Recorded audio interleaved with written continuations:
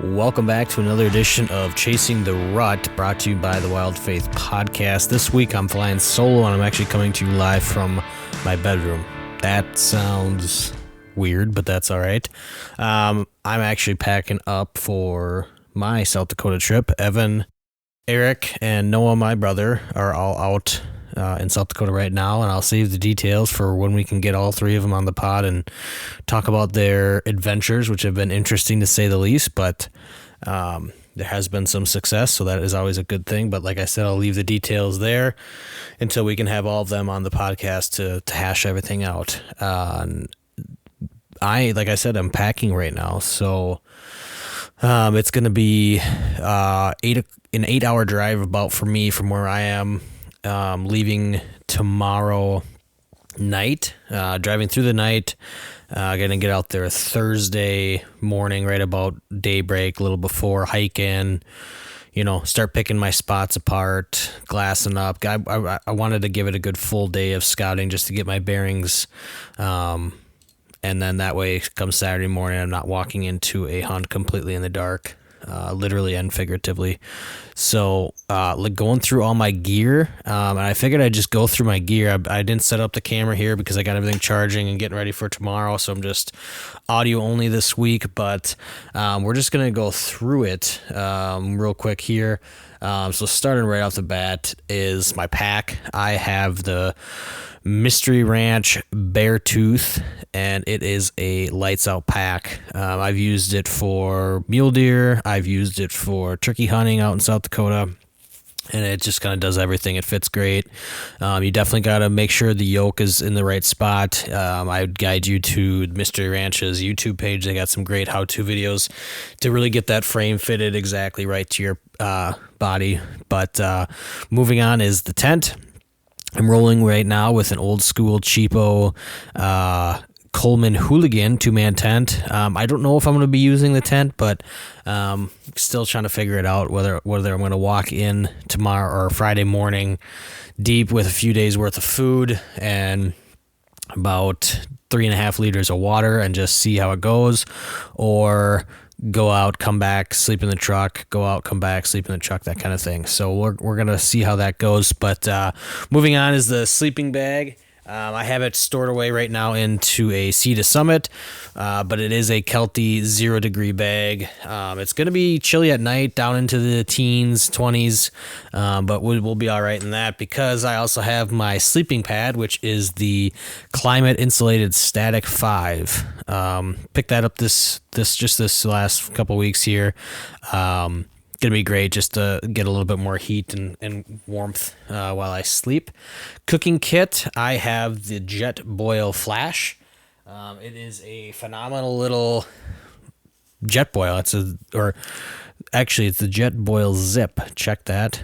But anyways, it is a phenomenal little jet boil, and it does all I need it to do. Simple as that. I have a small little metal spork, just no name brand, and then some small fuel canisters for the jet boil as well. Water filtration and storage. There's not actually a ton of water where I'm going to be at, hence the reason that I really don't or not sure if I'm gonna pack in. But right now I have a Katadyn, however you say that, water filter, and this thing's been solid. We've taken up the Boundary Waters a couple times out to South Dakota, and it is great. It's a huge 5-liter holding, dry bag, it looks like, basically, but good way to have lots of water on hand and quickly. Electronics, as far as what I'm bringing out, not camera related, I have a small Anchor little battery that I can throw in my pocket to charge up my phone if I needed to. I know with glassing, a lot of the times you're constantly going back and forth on those hunting apps and marking spots with little pins here and there and trying to figure out, okay, that buck looks like he's bedded there. If I take this approach based off of this wind, how am I going to do that? What I actually do too is I like to take a picture of what I'm looking at, mark where that buck is, like with an X, and then if I get all the way around, I can look back at that picture and be like, okay, there's that tree. He's 40 yards, 11 o'clock from where I was off of that tree. So nice little tip there that I like to kind of try and utilize wise. Otherwise, I got a couple headlamps.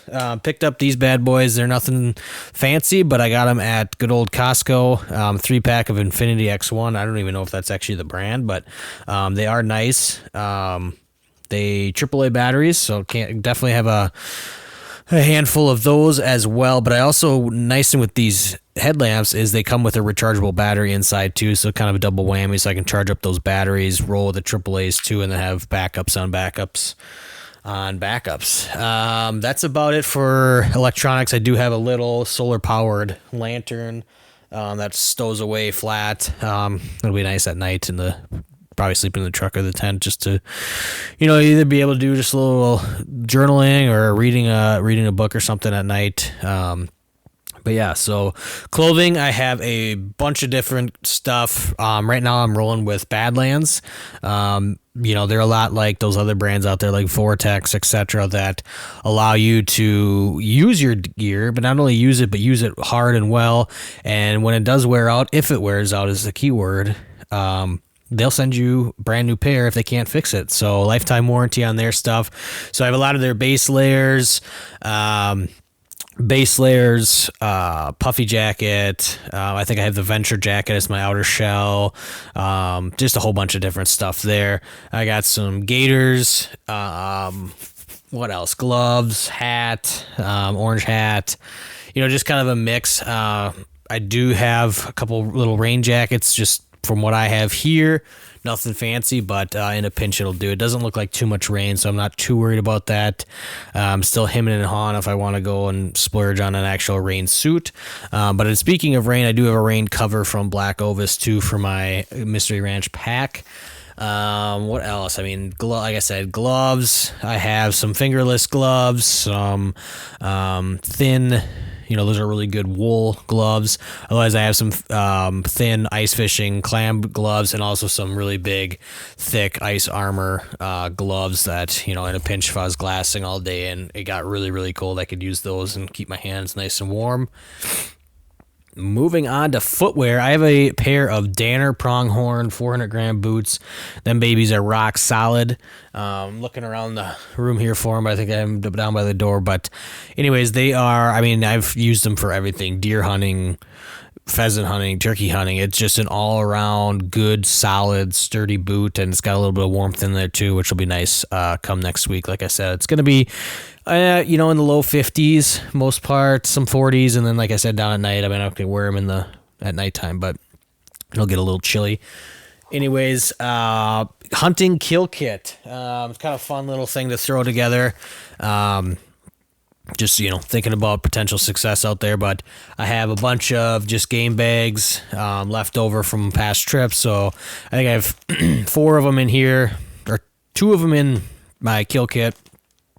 I have another 4 in my tote that's going to be coming with me. I figured if I shot a deer way in there, I'm probably only going to maybe get the head and a couple legs out, or, straps and that kind of thing. So we'll see there how much I can get out. Hopefully I can get something out if we're successful. I have the Havilon Piranta knife, rock solid little knife, razor sharp because it comes with all those replacement blades. But the nice thing too with that is that we're also giving that away. Shout out now to our giveaway. We're also giving away a Havilon Piranta knife and a bunch of Wild Faith gear. So be sure to check out our Instagram page. There's a post pinned on there. All you got to do is like and comment 3 of your hunting buddies and give us a follow on Instagram, and you'll be entered to win. We're going to give that away here at the end of November, right before Thanksgiving. So a little pre-Christmas gift for you. Moving on right along here, we have my kind of optics. I'm rolling with a pair of 15 by 56 binos from Vortex. These babies are sweet. Been using them at the range a ton lately, and really just helped me get dialed in at the range, but also is going to be super key for glassing, because I think I'm just going to go with doing this completely solo, and I'm going to hopefully get a sweet video put together here of the actual hunt. But doing this solo, there's too much, I think, to try and carry between camera gear, optics and or binos and a spotting scope. So I'm rolling with some high powered binos to kind of make up for that difference. Rangefinder, sticking with Vortex on that one. I have a ADAC bino harness, and I have the Vortex little tripod adapter on my binos, and I also have the Vortex. Where's my tripod? I want to get the right name here. Vortex, Mountain Pass Vortex tripod. This thing, I kid you not, I have used for everything. It's lightweight, which is super nice. It's got a pretty decent head on it, gimbal head on it. Probably not great for photography. Well, photography, it's pretty good. Videography is another thing you probably want. Maybe something a little more geared towards that. But for what I do, for just being a hobbyist, it's perfect. Use this out in Yellowstone. Use this out in Washington. Use this out everywhere. I've used this thing everywhere I go to take pictures, go on hunts, that kind of thing, and just filming back, at home too for hunting and that kind of thing. So great little tripod, folds down to I don't know, about 2 feet max. That's probably even more than it actually does. And then I also have the phone scope and phone scope adapter. Not a necessity, but it is super nice. Just to kind of be able to take some pictures of deer from a ways out. I've used this thing on vacation as well, especially Yellowstone, looking up way up on a hillside of some wolves. But phone scope works great. Clips right onto your binos or whatever. You just got to buy the right, eyepiece there, and it sits right on there, and it allows you to just look right up at whatever you're looking at. What else? I think that's it for optics. If I forgot something here, I'm sure I'm going to see it as I dig through, but kind of miscellaneous stuff. I have a little blow-up pillow for sleeping. That's a necessity. Comfort is king when you're doing these backcountry kind of hunts. It's not that much of to carry in, so there's no kind of concern there. Food, I've got a bunch of Mountain House suppers, and then just kind of a hodgepodge for breakfast and lunch, kind of change it up each day so I don't get sick of the same thing. Breakfast, rolling with some 2 bags of high protein oatmeal, and then snacks, I got some jerky, some peanut butter pretzels, honey stinger, and some trail mix, just a little hand pouch of trail mix. So probably definitely have a lot more food than I need. I forgot about actual lunch. Actual lunch is tortilla with some Italian salami, some pepper jack cheese, and some mustard. And then the other option is tortilla with some tuna and mustard as well. So got some options there. And then can't go anywhere without coffee. And I'm actually going to try the Black Rifle Coffee Company's Protect Your Hazelnut blend. It's a medium, and I love their coffee. Anyone who knows me knows I always talk about Black Rifle Coffee. And so that is that for food. I do have some Noons, I believe they're called. Just for a daily kind of rehydration electrolytes mix, just to kind of get me boosted back up after a long day of hiking and hopefully carrying out a deer. Otherwise, camera gear, I got my trusty old Canon 90D with an 18 to 55 lens on there. I'm also going to roll with the 75 to 300 millimeter lens and a GoPro as well, just for some self-filming. I have the old trusty orange, because in South Dakota, I was reading today, and I was talking to a buddy, shout out Aaron Wells. I know he's been doing some hunting, and he'll be also heading out to South Dakota too soon. Our paths might even cross while we're out there. We'll see.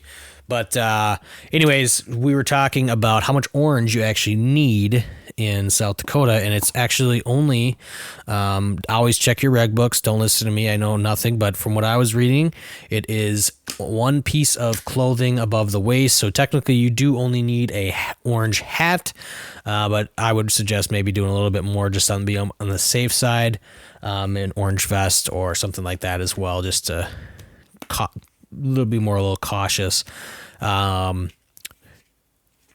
But yeah, I got a muff in case, for my hands in case it gets too chilly. But like I said, I got a lot of gloves, so I probably don't need that.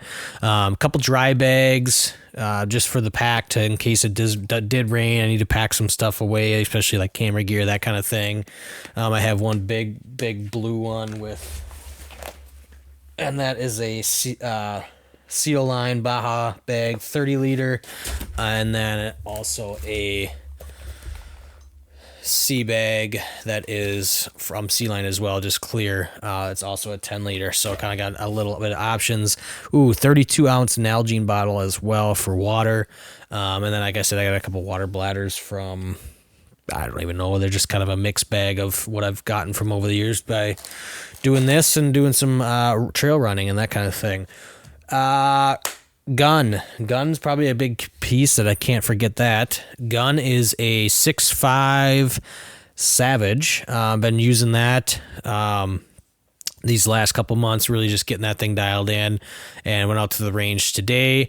Had great day at the range. Was absolutely dialed in, and so I'm confident that if I can find the deer, I'll at least have an opportunity to make a good shot.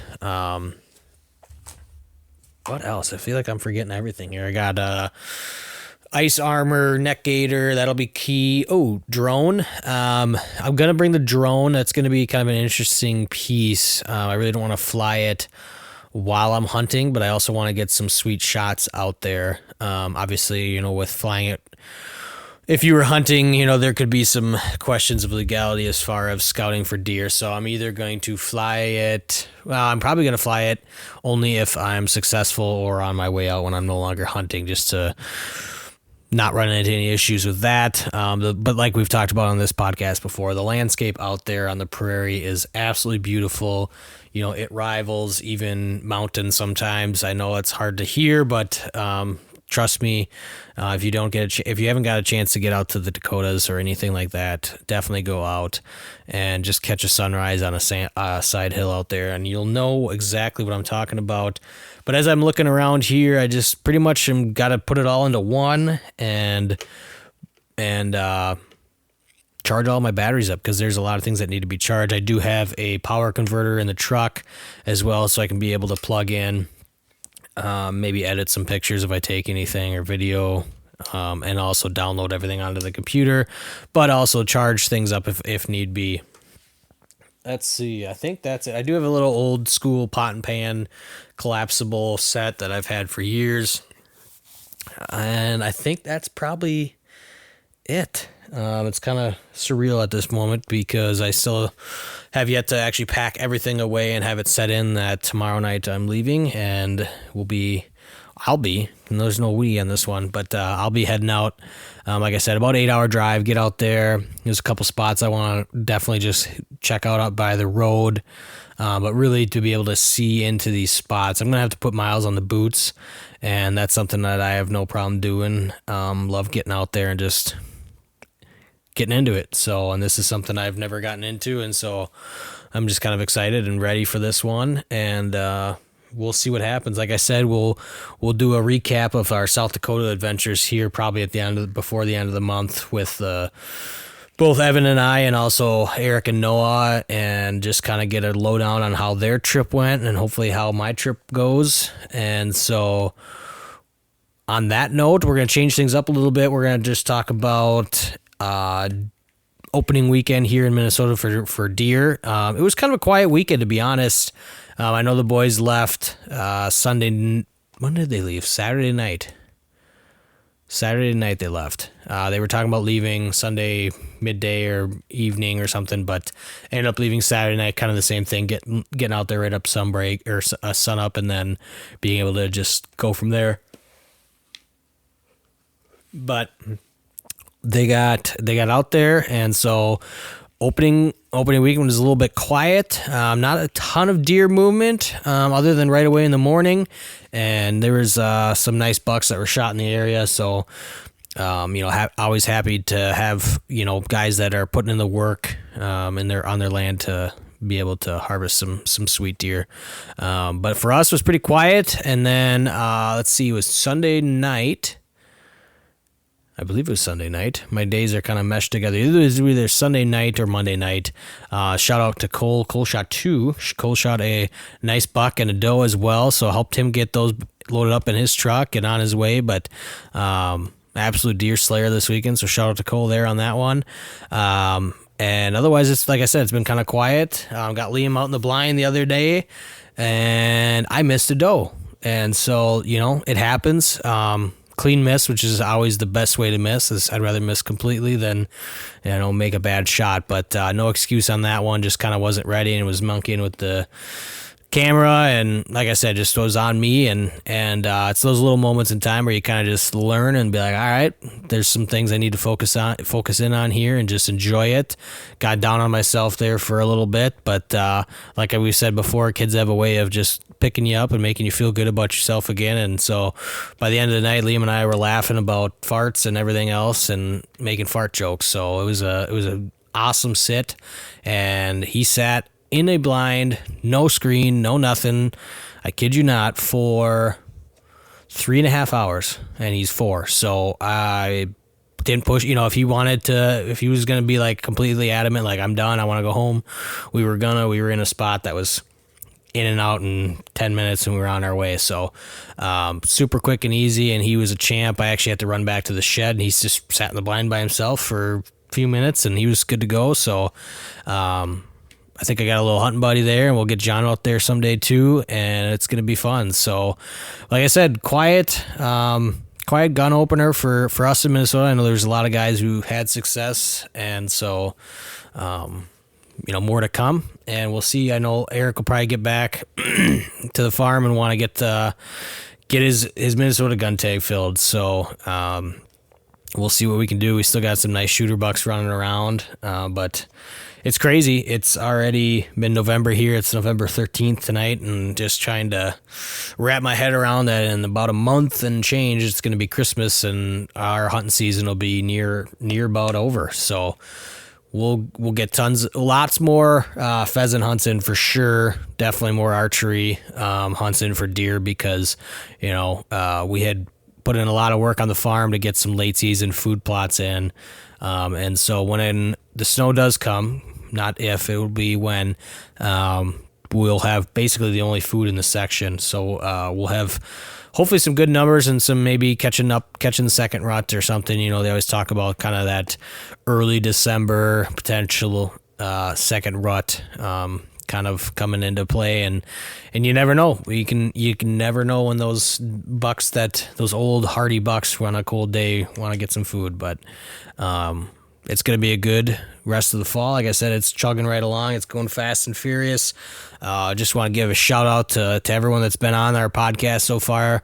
Just giving us all this wisdom of hunts and life experiences and all that. And, we just, we're very grateful for everyone who's been on this podcast thus far and has told their story. And that's what this has basically been all about from the get-go here. The last, since March, is just, connecting with people in the outdoors through the Word of God, and being able to spread that message as well. And what better way to do that than, out on a hunt or out fishing or camping out in God's country. So again, shout out to all those people that have been on thus far, and also shout out to everyone who's followed us along this journey that is mighty young, but we're plugging away here and learning something new every day of what works, what doesn't work, and then sometimes you have to learn that twice to figure out that doesn't work anymore. And but that's all part of life, and so we're just learning as we go here. And like I said, we're just grateful for everybody that's been on, and grateful especially to all those who listen along and follow us on these crazy adventures. And until next time, stay tuned, because this has been another edition of Chasing the Rut, brought to you by the Wild Faith Podcast. And I'll shamelessly plug our giveaway one last time on Instagram, because it is getting closer to the end of the giveaway here. We are giving away some Wild Faith gear, as long as a Piranta Havilon knife. So be sure to check out our Instagram post on that. It is pinned on our profile. Go ahead and like that. Go ahead and tag 3 Hunting Buddies and go ahead and give us a follow, and you are automatically entered to win. Simple and easy, yet effective. And we're actually giving that away 2 weeks from when I am talking right now. So we're going to drop the last Chasing the Rut Series podcast episode on the 27th of November, the day before Thanksgiving. So giving away a nice little pre-Thanksgiving gift because we are thankful for all of you guys. We are thankful for this life, and we are thankful to you, O Lord.